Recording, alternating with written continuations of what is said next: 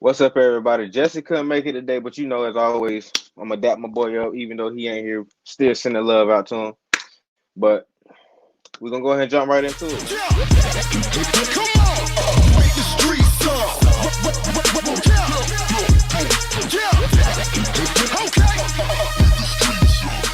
Police are under investigations as they say a man was found dead in the road overnight in northwest Atlanta. Atlanta police say that the body of a 12-year-old male was found discovered just after midnight. A citizen passing by on Tiger Flores Drive Northwest said that the man has been shot in the back of the neck.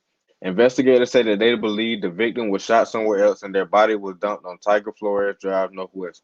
Atlanta police are still in the works of identifying the victim. Continuing on with more Atlanta news, this Tuesday, Atlanta recorded its 130th homicide, making 2020 the deadliest year on record in nearly 2 decades.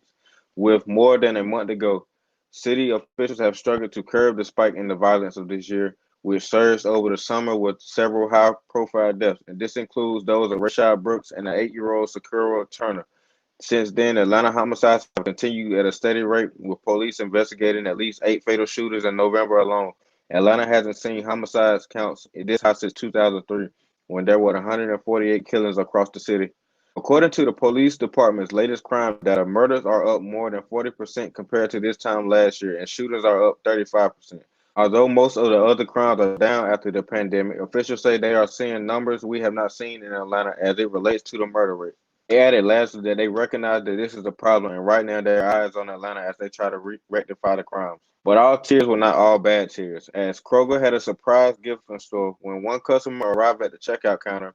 $178 in groceries had been paid for her. The woman literally said, "Crime, thank you," as they know how much it means to them. Man of the hour, Jason Lobdell said. His friends Alex Burton, Marcus Barney, Neil Davis, and Jonathan Gooch went on to Instagram Live saying that they were doing a full shutdown and were going to be spending about 30 grand to take care of the entire market.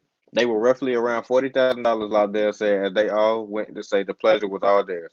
It doesn't end there. As Lobdell reported, he gave out 600 boxes of food, including turkeys at the loft. In more tragic news, a South Fulton restaurant has been shut down after authorities found evidence of human trafficking, drugs, and other crimes inside the business. According to the news station, the Bodega Chicken, Shrimp, and Fish on the 5400 block of Old National Highway was shut down. Authorities are trying to permanently revoke the restaurant's business license. The majority of the individuals that were arrested have been from outside the city. Police Chief Keith Meadows said the city leaders decided to close the restaurant because have been allegations of sex trafficking inside the business. Employees have confessed to selling drugs and that a homicide took place last weekend. Someone told the news station that other businesses on Old National Highway are also breaking the laws. And Meadows is getting new tips about the crimes as he is working to put a stop to them, as he stated. As we know, today is Wednesday, and Wednesday we like to highlight the women doing their thing within the community. So today I would like to highlight Atlanta native and Spelman alumni who has been named the General Assistant Manager to the world's busiest airport.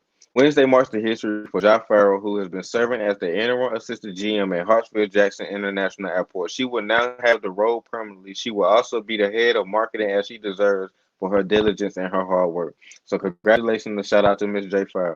All right, guys, that's it for your Friday evening news. Make sure you tune in tomorrow evening at 8:30 p.m. for more news and updates. And don't forget to tune in tomorrow morning at 10:30 a.m. for some more entertainment news with BossFM. If you would like to rewatch our shows, as always, they'll be available for replay on our BossFM app and on all of our social media platforms. Thanks again for tuning in. It's your boy, Bryson.